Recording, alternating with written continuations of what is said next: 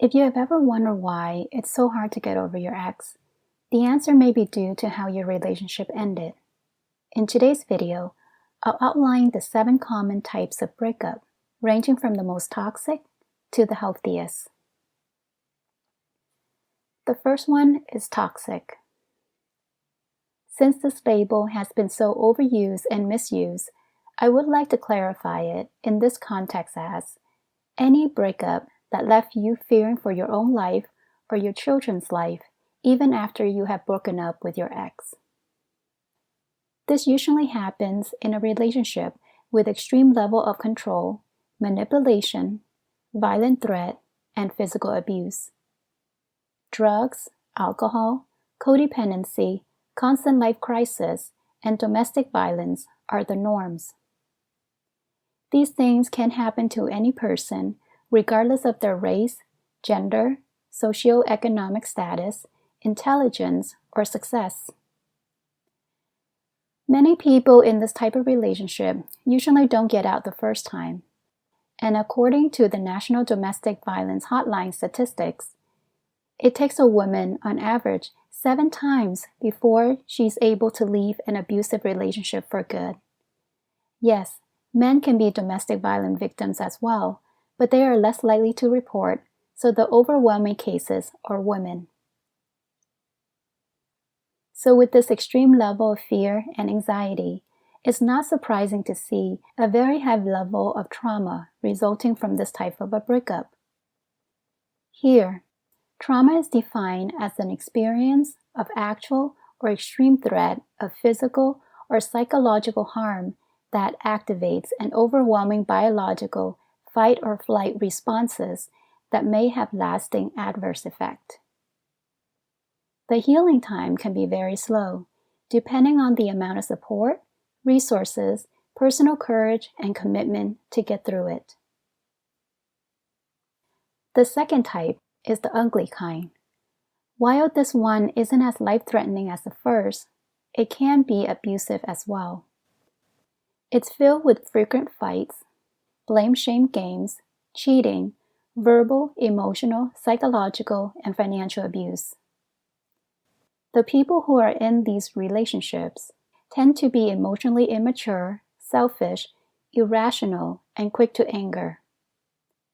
Their breakup can be impulsive during a heated fight, only to regret it later and make up quickly. However, deep resentment, grudges, and anger can still linger with the need to get even with their partner. This is the tit-for-tat couple. They can be passionate while in love, but just as quickly turns into hateful temper tantrums or start a cold war during a breakup. Depending on the emotional maturity of the dumpee and their coping skills, the breakup can be highly traumatic and healing time can be slow to never, especially if they keep going back to their ex. Speaking of which, this leads me to the third type, the endless on and off breakup. This type can have lesser abusive characteristic of the first two, but it certainly doesn't lack the drama. This breakup is like a never-ending emotional roller coaster to nowhere land, filled with mixed signals and endless confusion or misunderstandings. Either one or both people are indecisive about the breakup, so they keep going on the ride of misery without any solution. Usually, there is a central issue around their breakup, such as marriage, commitment, moving in, money, having kids, different career goals, etc. The breakup never feels final due to their long history together, so the dumpee keeps holding on to hope that their partner will change their mind, or this time it will be different. Except, it's still the same old drama where they're wasting their life away, hanging on to false hope, staring at a dead-end alley, thinking that it's a door to heaven only if they try harder. This is mostly due to the fear of the unknown or being alone. Needless to say, this type of endless breakup can leave any hopeless romantic with high to moderate trauma, constantly ruminating over the one that got away. Depending on the conviction of the dumpee to move on, the healing time can be slow to never. Next, we have the fourth and fifth type. These two are quite similar, so I would discuss them together. Fourth is being ghosted, and fifth is being blindsided. Both have the characteristics of being pre-planned by the dumper while the dumpee is not aware. The shock factor is what they have in common. While the ghost uses the slow fade method, the blindsider delivers the surprise to their unsuspected partner. This is because they do not want to have an endless or dramatic breakup, but prefer a quick, easy, and convenient way out for themselves. People who employ these methods are usually the introverted, conflict-avoidant types. They may or may not have someone else already lined up before they decide to break up. Either type really offer full closure to the dumpee or a chance to work on the relationship. Due to the shock, confusion, and lack of closure, the level of trauma for the dumpee can range anywhere from moderate to high.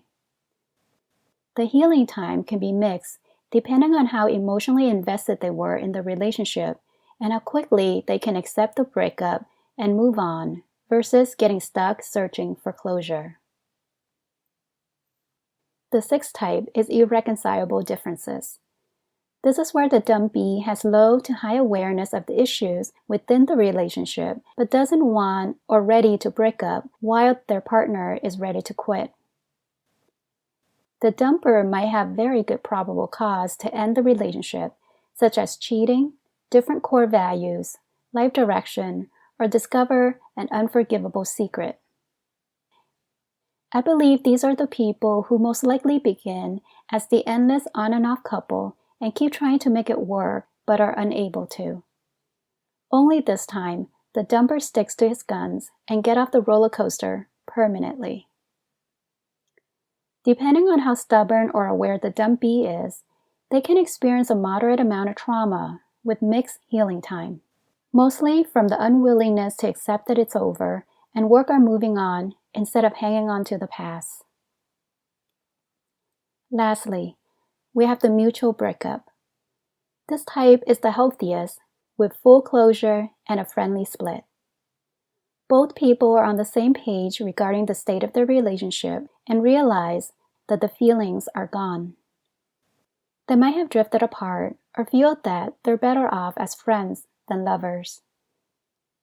Either carry any deep hurt or resentment, so the breakup is low drama, low trauma, and offer a fast healing time for both parties. This type of a breakup requires emotional maturity, accountability, honest communication, and mutual respect for one another. So there you have it, all 7 types of breakup. Can you tell which one is yours? And does it help explain why you're having a hard time moving on?